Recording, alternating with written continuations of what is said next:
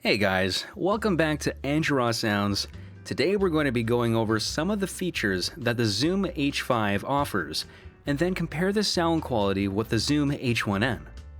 Before we begin, don't forget to subscribe, like, and comment so you never miss out on updates and free sound library downloads. So let's start out with what comes straight out of the box. The Zoom H5 includes the main unit with an XY mic attached.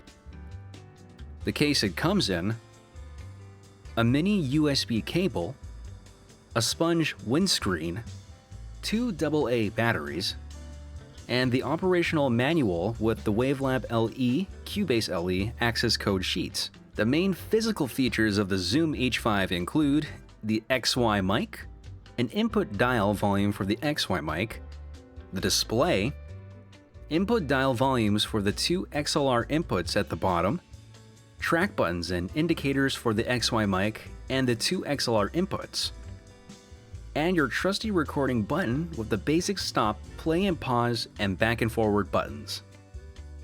On the left side of the Zoom H5, you have a line-out jack, a headphone jack, volume button for headphones, a mini USB port, and a power hold switch to turn on the device.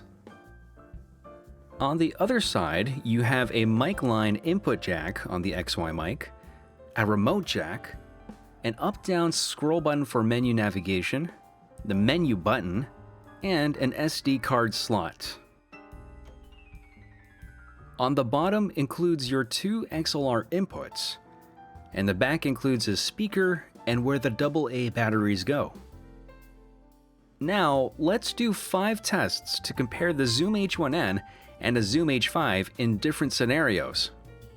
I will record these with all the settings like compression and limiters off and just record it raw at similar levels.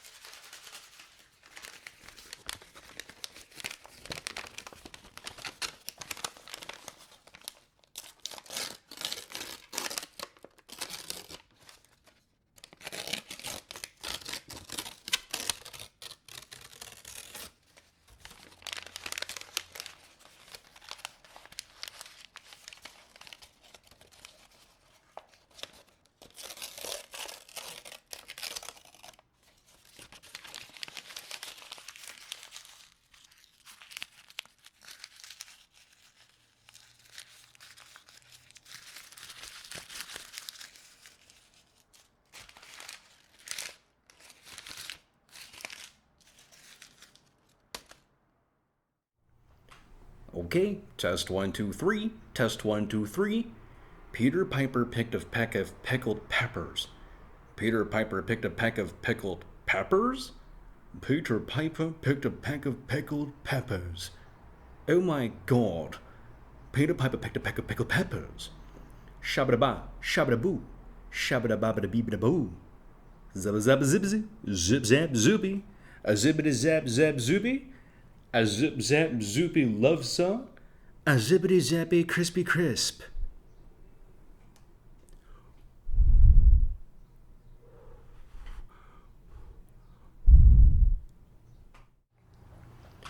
Okay, test 1, 2, 3. Test 1, 2, 3. Peter Piper picked a peck of pickled peppers. Peter Piper picked a peck of pickled peppers? Peter Piper picked a peck of pickled peppers. Oh my god. Peter Piper picked a peck of pickled peppers. Shabba-da-ba, shabba-da-boo, shabba-da-ba-ba-da-bee-ba-da-boo. Zabba-zabba-zibzy, zip-zap-zoopy, a zippity-zap-zap-zoopy, a zip-zap-zoopy love song, a zippity-zappy crispy crisp.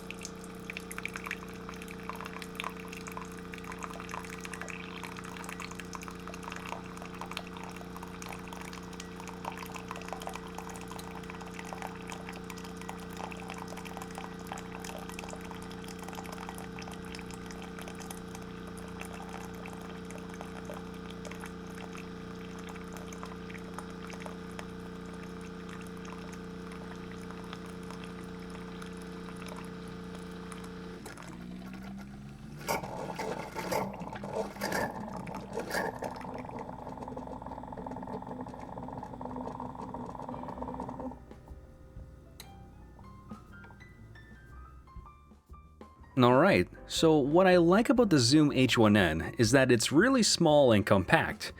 I can just slip it in my pocket and whip it right back out in a jiffy, making recording super fast and convenient. The Zoom H5 is a little bulkier and might be a tight squeeze in your pockets depending on your pants or jacket, or whatever you're wearing that has pockets. The quality of the Zoom H5 does sound better than the Zoom H1n, as you can hear a clearer distinction in stereo recording, and just overall sounds more clean and crispy. What's also nice about the Zoom H5 is that you have the ability to switch out the included mic capsule with other ones like a shotgun mic, a mid-side stereo mic, and a dual XLR TRS combo input capsule, making this very versatile. If you're on a budget, you'll probably want to start out with the Zoom H1n, as it's a lot more affordable and it's just good for most scenarios overall.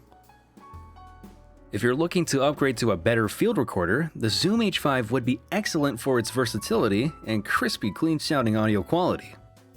Thanks for watching this video, as I hope you found this helpful if you were considering buying a field recorder. I'll also provide the sound files of the tests I did earlier available as a free download. I'll see you in the next video.